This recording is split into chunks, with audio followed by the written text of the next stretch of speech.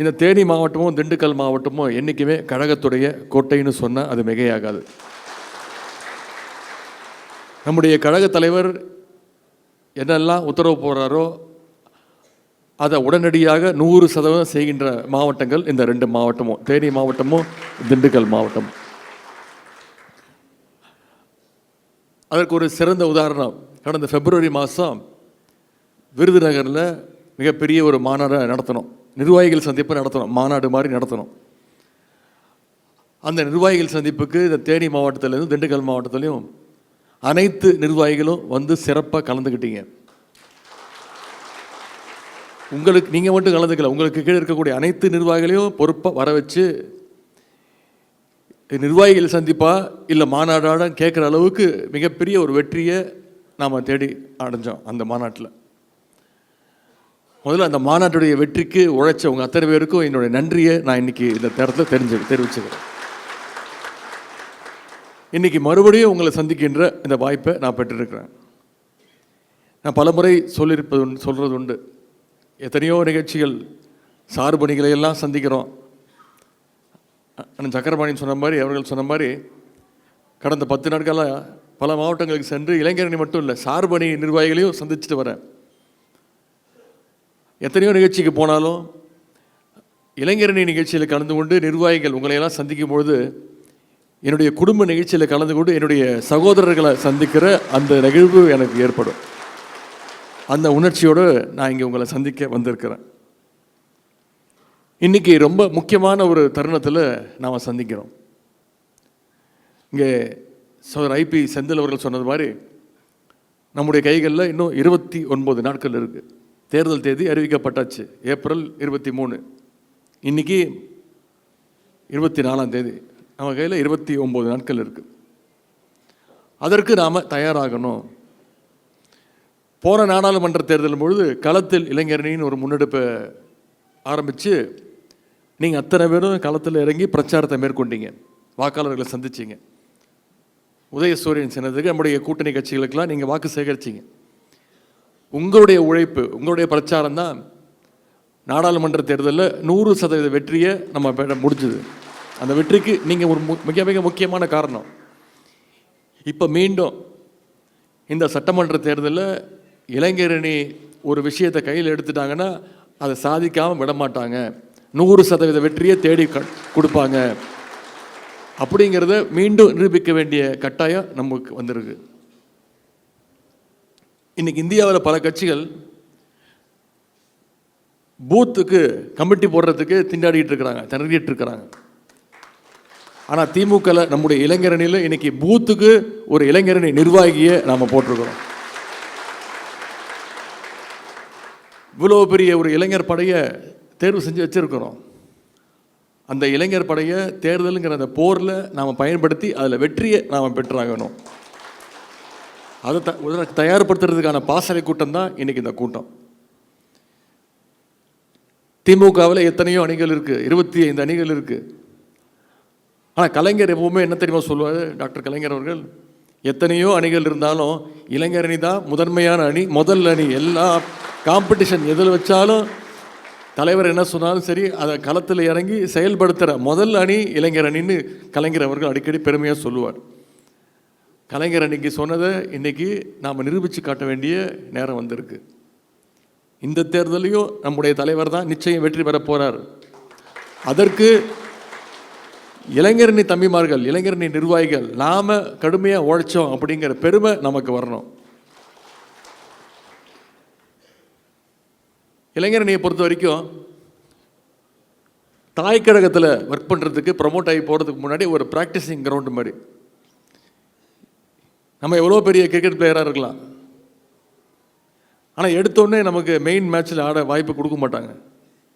முன்னாடி செக் பண்ணுவாங்க, டெஸ்ட் பண்ணுவாங்க, இவன் எப்படி ஆடுறான், இவனுக்கு உண்மையாகவே ஆட தெரியுதா, இவன் அஃபென்சிவ் ஆடுறானா, இவன் ஓப்பனிங் பேட்ஸ்மேனா, எந்த பொசிஷனில் நல்லா ஆடுறான் அப்படிங்கிறத பார்க்குறதுக்கு நெட் ப்ராக்டிஸ் கொடுப்பாங்க.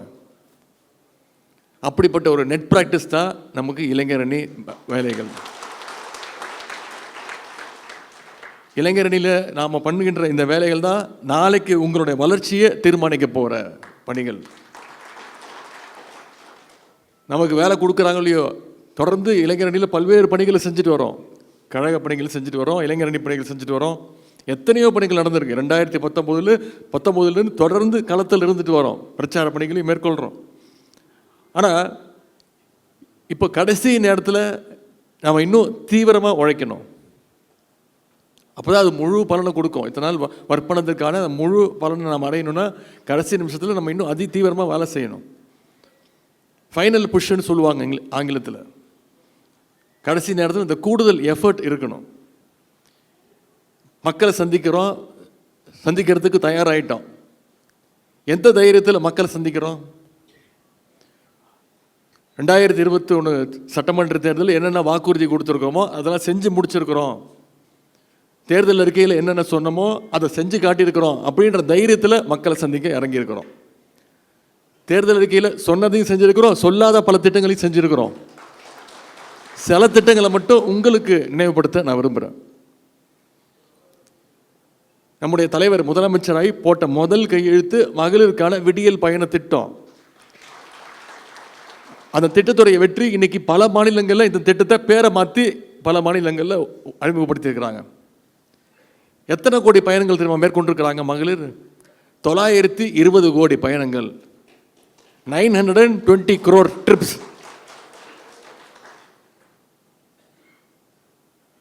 விடியல் பயண திட்டத்தின் மூலம் ஒவ்வொரு மகளிரும் மாதத்துக்கு 900 ரூபாயிலிருந்து 1000 ரூபா வரைக்கும் சேமிச்சிருக்கிறாங்க. குழந்தைங்க படிக்கணும், பள்ளிக்கூடத்திற்கு வரணும். விடியல் பயண திட்டம் தேர்தல் அறிக்கையில் நம்ம சொன்ன திட்டம். நான் இப்போ அடுத்து சொல்ல போகிற திட்டம் தேர்தல் அறிக்கையில் நம்ம சொல்லலை.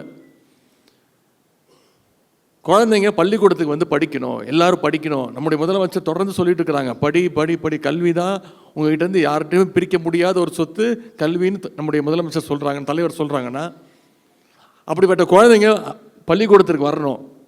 பசி இல்லாமல் முதல்ல நல்லா சாப்பிட்டுட்டு அதுக்கப்புறம் படிக்கணும். தரமான உணவு, அதன் பிறகு தரமான கல்வி. அதுதான் முதலமைச்சர் காலை உணவு திட்டம்.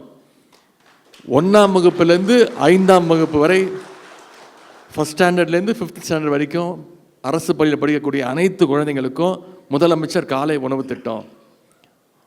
ஒவ்வொரு நாளும் 20 லட்சம் குழந்தைங்க இந்த திட்டத்தில் பயன்படுறாங்க. பள்ளிக்கூடத்துக்கு வந்தாச்சு, கல்லூரிக்கு போக வேணாமா, மேற்கல்வி படிக்க வேணாமா, படிக்கணும். இன்னைக்கு கிராஸ் என்ரோல்மெண்ட் ரேஷியோ அப்படின்னு சொல்லுவாங்க, உங்களுக்கு தெரியும், உயர்கல்வி சேர்க்கை விகிதம். பள்ளிக்கூடம் முடிச்சுட்டு எத்தனை பேர் உயர்கல்வி படிக்க போகிறாங்க அப்படிங்கிறது ஸ்டாட்டிஸ்டிக்ஸ் தான் ஜிஇஆர்னு சொல்லுவாங்க, கிராஸ் என்ரோல்மெண்ட் ரேஷியோ. ஒட்டுமொத்த இந்தியாவுடைய ஜிஇஆர் எவ்வளோ தெரியுமா? 26%, 26%. பள்ளிக்கூடம் படிச்சுட்டு கல்லூரிக்கு போகிறவங்க எத்தனை பேர்? 26% பேர். ஆனால் தமிழ்நாட்டுடைய ஜிஇஆர் எவ்வளோ தெரியுமா? 50%, 50%. இந்தியாவிலே நம்பர் 1 நம்முடைய தமிழ்நாடு. அதை இன்னும் ஊக்குவிக்கணும்னு அரசு பள்ளியில் படித்து எந்த கல்லூரியில் போய் சேர்ந்தாலும், அது தனியார் கல்லூரியாக இருந்தாலும் சரி, எந்த கோர்ஸ் போய் சேர்ந்தாலும் அவங்களுக்கு கல்வி ஊக்கத்தொகையாக 1000 ரூபா நம்முடைய அரசு கொடுத்துட்ருக்கு. மாதம் 1000 ரூபாய் கல்வி ஊக்கத்தொகை. 13 லட்சம் மாணவ மாணவிகள் பயன்பெற்றிருக்கிறாங்க. தமிழ் புதல்வன் திட்டம், புதுமை பெண் திட்டம். இப்போ சமீபத்தில் நம்முடைய தலைவர் 10 லட்சம் மாணவ மாணவிகளுக்கு இலவச லேப்டாப் திட்டத்தை துவக்கி வச்சு ஒரே மாதத்தில் கொடுத்து முடிச்சிருக்கிறோம். இந்த திட்டம் நம்முடைய தேர்தல் அறிக்கையில் சொன்ன திட்டமா? கிடையாது. ஆனால் இப்போ ஒரு பொய் பிரச்சாரம் பண்ணிக்கிட்டு இருக்கிறாங்க. என்ன தெரியுமா? இந்த திட்டம் அதிமுக ஆட்சியில் கொடுத்துட்டு இருந்தாங்க, அதை நிப்பாட்டி இவங்க திருப்பி கொடுக்குறாங்க, தேர்தல் வருதுன்னு கொடுக்குறாங்கன்னு நம்ம மேலே பொய் பிரச்சாரத்தை சொல்கிறாங்க. உண்மையை தெரிஞ்சுக்கோங்க. அதிமுக ஆட்சியில் லேப்டாப் திட்டம் இருந்துச்சு, பள்ளிக்கூடம் படிக்கிற குழந்தைங்களுக்கு கொடுத்துக்கிட்டு இருந்தாங்க. அதை 2019ஆம் ஆண்டு அதிமுக ஆட்சி இருக்கும் போதே அந்த திட்டம் நிப்பாட்டியாச்சு. அதுமாதிரி நம்முடைய தலைவர் அவர்கள் பள்ளிக்கூடம் படிக்கிற குழந்தைங்களுக்கு விட கல்லூரி படிக்கின்ற மாணவ மாணவிகளுக்கு இந்த லேப்டாப் கொடுத்தா அவங்களுக்கு இன்னும் பயனுள்ளதாக இருக்கும், அவங்க அடுத்த எதிர்காலத்துக்கும் பயனுள்ளதாக இருக்கும், எங்கேயா போய் வேலைக்கு போய் சேரும் போது ப்ராஜெக்ட் ரெடி பண்ணுறதுக்கெல்லாம் பயனுள்ளதாக இருக்கும்னு அந்த திட்டத்தை அறிமுகப்படுத்தி இன்னைக்கு 10 லட்சம் மாணவ மாணவிகளுக்கு லேட்டஸ்ட் டெக்னாலஜியோட லேப்டாப்போடு கொடுத்துருக்குறோம். அது மட்டும் இல்லை, வரலாற்றிலேயே முதன்முறையாக நான் பெருமையாக சொல்கிறேன், 3% இடஒதுக்கீடு இருக்குது விளையாட்டு வீரர்களுக்கு அரசு வேலை வாய்ப்பில். அதிமுக ஆட்சியில் எத்தனை பேர் தெரியுமா கொடுத்துருக்குறாங்க வேலை வாய்ப்பு? 3% இடஒதுக்கீட்டில் 2 பேர். ஆனால் நாம் கடந்த 2 வருஷத்தில் மட்டும் 300 விளையாட்டு வீரர்களுக்கு அரசு வேலை வாய்ப்பை ஏற்படுத்தி கொடுத்துருக்குறோம். எந்த ஆட்சியிலையும் செஞ்சது கிடையாது. இப்படி பல்வேறு திட்டங்கள். கடைசியாக ஒன்று உங்கள் அத்தனை பேருக்கும் தெரியும், ஒட்டுமொத்த தமிழ்நாட்டுக்கு தெரியும், கலைஞர் மகளிர் உரிமை தொகை திட்டம். அது தேர்தல் அறிக்கையில் நம்ம சொன்ன திட்டம். அதையும் கடந்த 3 வருஷமாக கொடுத்துட்ருக்குறோம். 1,31,00,000 மகளிருக்கு மாதம் 1000 ரூபா நம்முடைய தலைவர் கொடுத்துருக்கிறார். அந்த திட்டத்தினால மகளிர் மத்தியில் மிகப்பெரிய வரவேற்பு. அதை எப்படியாவது நிப்பாட்டிடலாம், எலெக்ஷன் டைமையாவது நிப்பாட்டணும். சில மாநிலங்களில் நிப்பாட்டியிருக்கிறாங்க, நீதிமன்றத்துக்கு போய் நிப்பாட்டியிருக்கிறாங்க அந்த திட்டத்தை. 3 மாதங்களுக்கு நிப்பாட்டணும்னு முயற்சி செஞ்சாங்க. நம்முடைய தலைவர் என்ன பண்ணார், நான் 1000 ரூபா கொடுக்குறத நீ தடுக்க நிப்பாட்டுறியா, இப்போ எப்படி நிப்பாட்டுவ பார்க்கலாம், நான் 5000 ரூபா கொடுக்குறேன்னு இன்றைக்கி 5000 ரூபா 1,31,00,000 மகளிருக்கு கொடுத்துருக்குறாங்க. 1,31,00,000 குடும்பங்களுக்கு 5000 ரூபா நம்முடைய தலைவர் அவர்கள் கொடுத்துருக்குறாங்க. அது மட்டும் இல்லை, இன்னொரு வாக்குறுதியும் கொடுத்துருக்காரு நம்முடைய தலைவர்.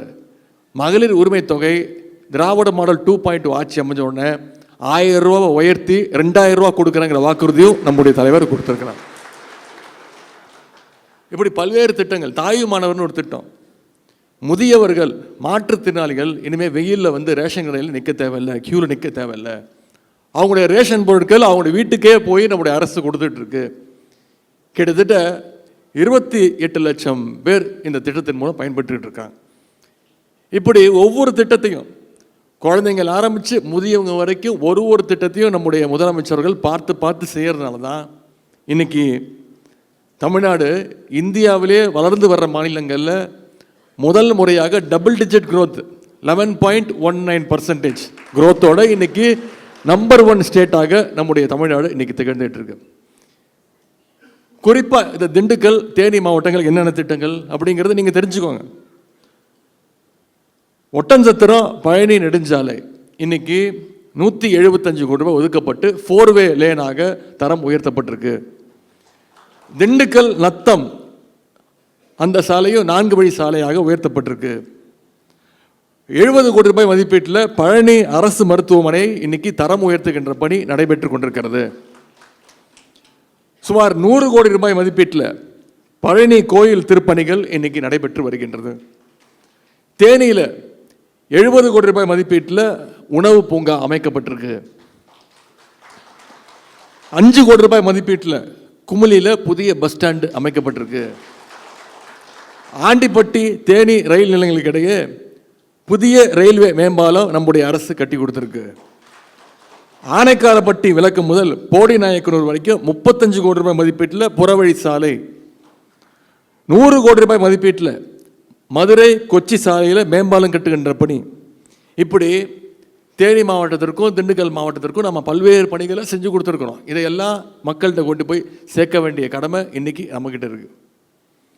நம்ம இவ்வளவு செஞ்சுருக்கிறோம்.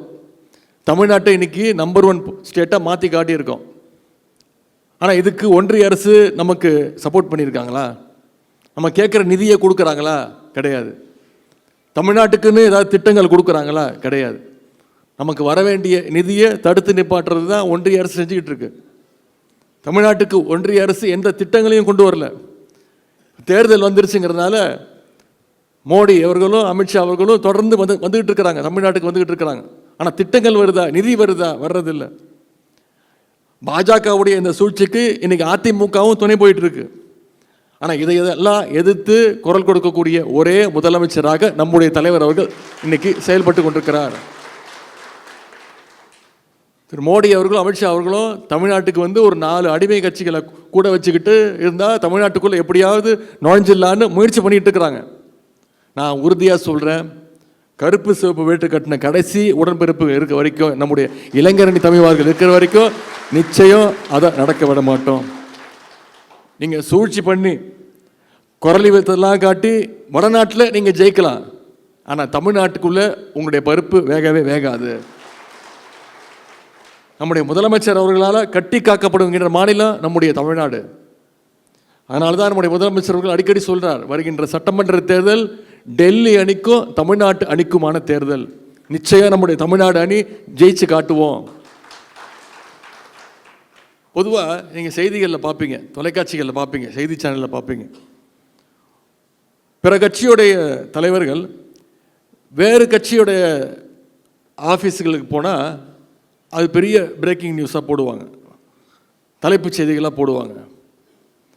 ஆனால் 2 நாளாக நீங்கள் நியூஸில் பார்த்துக்கிட்டே இருந்திருப்பீங்க, அதிமுகவுடைய பொதுச் செயலாளர் திரு எடப்பாடி பழனிசாமி அவர்கள் அதிமுக ஆஃபீஸுக்கு போயிருக்காரு அப்படிங்கிறது தான் இப்போ 2 நாளாக பிரேக்கிங் நியூஸு. ஏன்னா இவ்வளோ நாள் அவர் அதிமுக ஆஃபீஸுக்கே போவே இல்லை. அவர் டெல்லியில் இருக்கக்கூடிய அமித்ஷா ஆஃபீஸுக்கு தான் போயிட்டு இருந்தார். அதிமுக காரனுக்கும் சேர்ந்து நாம தான் குரல் கொடுக்க வேண்டியதாக இருக்குது. அவங்களுடைய உரிமையும் நாம தான் காப்பாற்ற வேண்டியதாக இருக்குது. நம்முடைய தலைவர் தான் தொடர்ந்து சொல்லிகிட்டே இருந்தார், உங்கள் ஆஃபீஸு ராயப்பேட்டையில் இருக்குது, சென்னையில் இருக்குது, அங்கே போங்க. ஏன் திருட்டுத்தனமாக 10 நாளுக்கு ஒரு முறை டெல்லிக்கு போகிறீங்க? முன்னாடியாவது மூஞ்ச மூடிட்டு போயிட்டு இருந்தார், இப்போ திறந்து போட்டே போகிறாரு மூஞ்சல். நம்ம தலைவர் தான் கேட்டாங்க, ராயப்பேட்டையில் உங்களுக்கு ஒரு ஆஃபீஸ் இருக்குது மறந்துடாதீங்க. இன்றைக்கி அதிமுக கூட்டணி கட்சிகள்லாம் போக ஆரம்பிச்சிருக்கு. இதுதான் இன்றைக்கி அதிமுகவோட நிலைமை. இதை மக்கள்கிட்ட கொண்டு போய் பேசணும். ஏன் இந்த நிலைமை உருவாயிருக்குன்னு பேசுங்க. ஒன்று மட்டும் நிச்சயம் இந்த தேர்தலுக்கு அப்புறம் 10 தோல்வி பழனிசாமியை படுதோல்வி பழனிசாமியா நம்முடைய தமிழ்நாட்டு மக்கள் மாற்றி காட்ட போகிறாங்க. எப்பவுமே ஒரு பெரிய கம்பெனி, புகழ் வாய்ந்த நல்ல கம்பெனி ஒரு ப்ராடக்ட் லான்ச் பண்ணாங்கன்னா அந்த ப்ராடக்ட்டு மக்கள் மத்தியில் மிகப்பெரிய ஒரு வரவேற்பு இருந்துச்சுன்னா, இந்த போட்டி கம்பெனிகள் இருப்பாங்க, டுபாகூர் கம்பெனின்னு சொல்லுவாங்க, அவங்க என்ன பண்ணுவாங்கன்னா, எப்படியாவது இதை நாம் கேப்சர் பண்ணிடணும், இதை வச்சு நாம் சம்பாதிச்சிடணும், இதை வச்சு எப்படியாவது மக்களை ஏமாற்றணும்னு அசம்பிள்டு பீஸு ரெடி பண்ணுவாங்க. சைனா மேக்குன்னு சொல்லுவாங்க, கேள்விப்பட்டிருப்பீங்க. அந்த வகையில் இன்றைக்கி பாஜக சைனா மேக்கு மாதிரி டெல்லி மேக்கு அசம்பிள் பண்ணியிருக்கிறாங்க அதிமுக கூட்டணியை. அந்த கூட்டணிக்கு நிச்சயம் வாரண்டியும் கிடையாது, கேரண்டியும் கிடையாது. தேர்தல் முடிஞ்சோடனே பாஜக அந்த கூட்டணியோட ஃபியூஸை பிடுங்கிடும். இது நிச்சயம் நடக்கும். பீகாரில் என்ன நடந்துகிட்டு இருக்கு? பீகாரில் வெற்றி பெற்றது திரு நிதிஷ்குமார் அவர்கள், 10 முறை முதலமைச்சர். இன்னைக்கு அவரை ஓரம் கட்டிட்டு அவரை எம்பி ஆக்கிட்டு இன்னைக்கு பீகாரில் பாஜக குறுக்கு வழியில் ஆட்சியை பிடிச்சிருக்கு. 10 முறை முதலமைச்சராக இருந்த நிதிஷ்குமாருக்கே இந்த நிலைமைன்னா பாதம் தாங்கி பழனிசாமி நிலைமை நாம் யோசிச்சு பார்க்கணும். அதிமுக கூட்டணி இப்படி இருக்கு, ஆனால் நம்முடைய கூட்டணி எப்படியா? மக்களால் அங்கீகரிக்கப்பட்ட கூட்டணி திமுக கூட்டணி, மதச்சார்பற்ற முற்போக்கு கூட்டணி. இன்னைக்கு பாஜக ஒரு டீமாக இறங்கியிருக்கு. அது பத்தாதுன்னு பாஜகவுடைய B team, C team, D team கூட சேர்த்துட்டு வராங்க. எத்தனை டீம் வந்தாலும் நம்முடைய தலைவர் தான் சாம்பியன், நம்முடைய திமுக தான் மீண்டும் சாம்பியன் அப்படிங்கிறத நாம் நிரூபித்து காட்ட வேண்டிய தேர்தல் வர சட்டமன்ற தேர்தல் காலத்தில் ஜெயிக்க போவது நம்முடைய தலைவர் அவர்கள் தான். அதற்கு நாம் சப்போர்ட் பண்ணணும். இளைஞரணி முழு சப்போர்ட் பண்ணணும். நிர்வாகிகள் உங்ககிட்ட நான் கேட்டுக்கொள்வதெல்லாம், பூத்து வாரியாக உள்ள நீங்கள் உங்களுக்கு கீழே இருக்கக்கூடிய இளைஞர் நிர்வாகிகளை, அங்கே இருக்கக்கூடிய வாக்காளர்களை போய் குறைஞ்சது 2 முறையாவது சந்திக்கணும். அடுத்து வர 29 நாட்டில் 2 முறையாவது ஒவ்வொருத்தரையும் சந்திச்சிருக்கணும். அந்த பணிகளை நீங்கள் முடுக்கி விடுங்க. இங்கே வந்திருக்கக்கூடிய நிர்வாகிகள் முதல்ல உங்கள் குடும்பம், உங்களுடைய ஃபேமிலி, அவன் நினச்சிப்பாங்க ஊரெல்லாம் போய் பிரச்சாரம் பண்ணுறான், வீட்டில் கேட்கவே இல்லையே, நம்மகிட்ட கேட்கவே இல்லையேன்னு கோச்சிப்பாங்க. குறிப்பாக மகளிர், நாம் நினச்சிட்டு இருப்போம் அவங்களாம் முடிவு பண்ணிட்டாங்கன்னு. ஆனால் நம்ம மேலே கோச்சிக்கிட்டு அந்த கோபத்தை காட்டிடக்கூடாது. உங்களுடைய பெற்றோர், உங்கள் கூட பிறந்த சகோதரர்கள் சகோதரிகள், உங்களுடைய மனைவி, இவங்ககிட்டலாம் முதல்ல செக் பண்ணிக்கோங்க, கன்ஃபார்ம் பண்ணிக்கோங்க. உங்களுடைய குடும்ப வாக்குகள் எந்த விதத்துலையும் சிந்தாமல் சிதறாமல் அப்படியே உதயசூரியன் கூட்டணிக்கு வந்துடணும். அதை நீங்கள் முதல்ல உறுதி செய்யணும். அதே பிறகு உங்களுடைய நண்பர்கள், அவங்களுடைய குடும்பத்தினர், அவங்ககிட்ட பேசுங்க. உங்கள் நண்பருடைய உற்றார் உறவினர்கள், அவங்ககிட்ட தொடர்பு கொண்டு பேசுங்க. நம்முடைய வரலாறு தெரியாமல், நம்ம செஞ்சிருக்கக்கூடிய சாதனைகள் புரிஞ்சிக்காமல் சில பேர் மாற்று கட்சியிலும் இருப்பாங்க, நிச்சயம் இருப்பாங்க, நமக்கு தெரிஞ்சவங்களாகவே இருப்பாங்க. அவங்களையும் கண்டிப்பாக நீங்கள் ரீச் பண்ணுங்கள். அதே மாதிரி இப்போ கொள்கையற்ற ஒரு கூட்டமும் சுற்றிக்கிட்டு இருக்கு. அந்த கொள்கையற்ற கூட்டத்தையும் கொள்கைப்படுத்துகிற முயற்சியில் நாம் இறங்குவோம். அப்படி சந்திக்கும் போது நம்முடைய கொள்கைகளை அவங்ககிட்ட எடுத்து சொல்லுங்கள், நம்முடைய சாதனைகள் எடுத்து சொல்லுங்கள். டேட்டாக்கள் இருக்குது, நம்பர்ஸ் போய் சொல்லாது. நம்முடைய சாதனைகள் அத்தனையும் டேட்டாக்களாக இருக்குது. முந்தைய 10 ஆண்டுகள் அதிமுக ஆட்சியில் தமிழ்நாடு எப்படிலாம் பின்னுக்கு போச்சு, என்னெல்லாம் உரிமைகளை அதிமுக விட்டு கொடுத்தாங்க ஒன்றிய அரசுக்கு, கடந்த 5 வருஷத்தில் அதெல்லாம் எப்படி நாம் மீட்டு எடுத்துருக்குறோம் அப்படிங்கிறத ஆதாரத்தோடு எடுத்து சொல்லுங்கள். எல்லாரையும் ஒரே நேரத்தில் கன்வின்ஸ் பண்ணுறது கொஞ்சம் டஃப்பு. ஆனால் அதற்கான முயற்சியை நாம் செய்வோம். ஏற்கனவே நீங்கள் எல்லாம் அனுபவத்திலேருந்து கொடுத்துருக்கக்கூடிய அந்த வாட்ஸ்அப் குரூப்பில் நிச்சயம் இருப்பீங்க. இல்லைன்னா பூத் வழியாக ஒரு வாட்ஸ்அப் குரூப்பை க்ரியேட் பண்ணுங்கள். நீங்களும் உங்களுக்கு கீழே வர்ற அந்த இளைஞரணி நிர்வாகிகளும் நீங்கள் சந்திக்கின்ற அந்த நபர்களை வாட்ஸ்அப் குரூப்பில் அவங்களையும் சேர்த்துக்கோங்க. நம்முடைய திட்டங்களை அதில் பகிர்ந்துக்கோங்க. அவங்க கூட தொடர்ந்து டச்சிலேயே இருங்க. அது மட்டும் இல்லை, நிர்வாகிகள் உங்ககிட்ட கேட்டுக்கொள்வது, இந்த தேர்தலை மனசுலேருந்து எடுத்துருங்க. இந்த தேர்தலுக்காக சொல்லலை, எப்பொழுதுமே மக்களோடு நெருங்கிய நேரடி தொடர்பில் இருங்க. அவங்களுடைய பிரச்சனைகளை காது கொடுத்து கேளுங்க.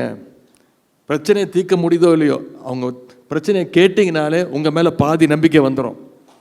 அதே பிறகு அந்த பிரச்சனையை நாம் முடிச்சு கொடுத்தோன்னா உங்கள் மேலே முழு நம்பிக்கை வந்துடும். இந்த தேர்தலை மனசுலேருந்து எடுத்துருங்க.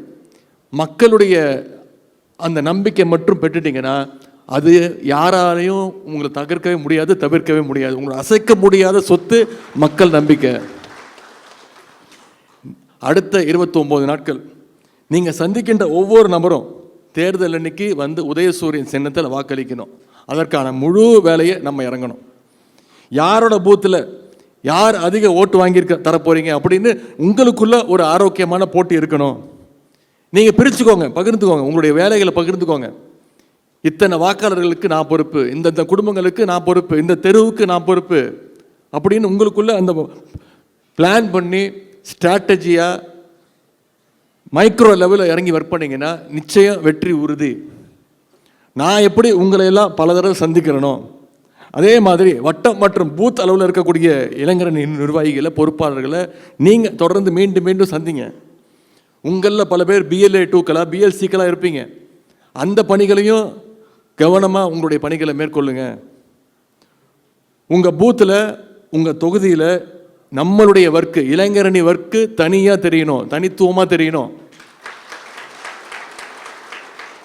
களத்தில் மட்டும் இல்லை, ரிசல்ட்லேயும் அது தெரியும். ஏன்னா எந்தெந்த பூத்துலேருந்து யார் யார் வரீங்கிற லிஸ்ட்டு நம்மகிட்ட இருக்குது, அனுபவத்தில் இருக்குது. மக்கள்கிட்ட பேசும்போது இன்னொரு முக்கியமான விஷயம், நிர்வாகிகள், இளைஞர் நிர்வாகி மக்கள்கிட்ட பேசும்போது மிகுந்த கட்டுப்பாட்டோட, கண்ணியம், கட்டுப்பாடு, கவனமாக பேசுங்க. எல்லார் கையிலையும் செல்ஃபோன் இருக்குது, எல்லாத்தையும் எல்லாரும் ரெக்கார்ட் பண்ணிகிட்டு இருக்கிறாங்க. செய்தி தொலைக்காட்சிகள்லாம் காத்துக்கிட்டு இருக்கிறாங்க. ஏதாவது நம்ம தவறாக பேசிடுவோமா, தவறான செயல்களில் ஈடுபட்டுருவோமா, அதை படம் பிடிச்சு அதை பெரிய நியூஸ் ஆக்கிறதுக்கு காத்துக்கிட்டு இருக்கிறாங்க. எனவே இளைஞர் நிர்வாகிகள் நம்ம ரொம்ப ரொம்ப ஜாக்கிரதையாக இருக்கணும், ரொம்ப கவனமாக இருக்கணும். களத்தில் இளைஞரணி பணிகளை செய்கிறப்போ இங்கே வந்திருக்கக்கூடிய மாவட்ட, ஒன்றிய, நகர செயலாளர்கள் அவங்களையும் கலந்து டிஸ்கஸ் பண்ணிவிட்டு அவங்களுடைய அனுமதியை பெற்றுக்கிட்டு நிச்சயம் அதை செய்யுங்க. அவங்க நிச்சயம் கைட் பண்ணுவாங்க, எந்த விதத்துலையும் நிப்பாட்ட மாட்டாங்க. ஒவ்வொரு நாளும், அடுத்த 29 நாள் ஒவ்வொரு நாளும் நீங்கள் எத்தனை பேர் சந்திக்கிறீங்க, எங்கெல்லாம் பிரச்சாரம் பண்ணீங்க அப்படின்னு தேதியோட ஃபோட்டோவோட ஒரு மினிட் புக் மெயின்டைன் பண்ணுங்கள். நான் மீண்டும் 10 நாளில் இதை மாவட்டத்துக்கு வருவேன், தேனிக்கும் வருவேன், நிச்சயம் வருவேன். வரும்போது உங்கள் மினிட் புக்கை செக் பண்ணுவேன், நிச்சயம் செக் பண்ணுவேன். இந்த சட்டமன்ற தேர்தல் எனக்கு மட்டும் இல்லை, உங்களுக்கும் சேர்த்து வைக்கப்பட்டிருக்கக்கூடிய ஒரு டெஸ்ட்டு. நாம் நிச்சயம் சரியாக பணியாற்றணும்னா நிச்சயம் பாஸ் ஆகிடுவோம். ஆனால் ஜஸ்ட் பாஸ் ஆனால் பத்துமா, டிஸ்டிங்ஷனில் பாஸ் ஆகணும். நம்ம மேலே, இளைஞரணி மேலே தலைவர் அவர்கள் மிகுந்த பெரிய நம்பிக்கை வச்சுருக்கிறாங்க. நம்முடைய அத்தனை செயல்களையும் தலைவர் கவனிச்சிட்டு இருக்கிறாங்க. உங்களை மட்டும் இல்லை, என்னையும் சேர்த்து தலைவர் வாட்ச் பண்ணிகிட்டு இருக்கிறாங்க. எனவே திமுக காரனால என்ன தெரியுமா சொல்லுவாங்க, சிங்கிள் டீ குடிச்சிட்டு அசராமல் வேலை பார்க்குறான்பா, தேர்தல் வேலை பார்க்குறான்பான்னு சொல்லுவாங்க. அதை நாம் மாற்றி காட்டுட்டோம். என்ன, இளைஞரணின்னா சிங்கிள் மெசேஜ் வந்து தலைமையிட்டேருந்து வந்தால் போதும், 234 தொகுதியிலையும் இளைஞரணி இறங்கி வேலை பார்த்தாங்க அப்படிங்கிற நிலைமையை நாம் உருவாக்கணும். தலைவர் சொன்ன மாதிரி தமிழ்நாடு என்னைக்கும் தலை குனியாது, தமிழ்நாடு என்னைக்கும் டெல்லிக்கு அவுட் ஆஃப் கண்ட்ரோல் தான் அப்படிங்கிறத ப்ரூவ் பண்ணி காட்டணும். தேர்தல் நெருங்க நிறைய கருத்து கணிப்புகள் வரும். அது இப்போ வர்ற கருத்து கணிப்பு எல்லாத்துலேயும் நாம தான் வெற்றி உறுதின்னு தொடர்ந்து வந்துகிட்டு இருக்கு. நான் உங்ககிட்ட சொல்வதுன்னா கருத்து கணிப்பு பாருங்கள், ஆனால் அதை தான் வெற்றி அதுதான் இறுதின்னு முடிவு பண்ணிடாதீங்க. கான்ஃபிடென்ஸ் இருக்கலாம், ஆனால் ஓவர் கான்ஃபிடென்ஸு இருக்கக்கூடாது. அதை மட்டும் மனசில் வச்சுக்கோங்க. கருத்து கணிப்பில் என்ன சொல்கிறாங்களோ அதை டபுள் படுத்தி அதை விட 2 மடங்கு அதிகமான வெற்றியை நாம் பெற்றாகணும். அதுதான் உண்மையான வெற்றி. தலைவர் அவர்கள் நமக்கு ஒரு டார்கெட் கொடுத்துருக்குறாங்க, வெல்வோம் 200 படைப்போம் வரலாறுன்னு. 200ங்கிறது இலக்கு. ஆனால் நாம் அடுத்த 29 நாட்கள் சரியாக வேலை பார்த்தோன்னா 200 இல்லை 234 தொகுதியும் நிச்சயம் நாம் தான் வெற்றி பெற போகிறோம்.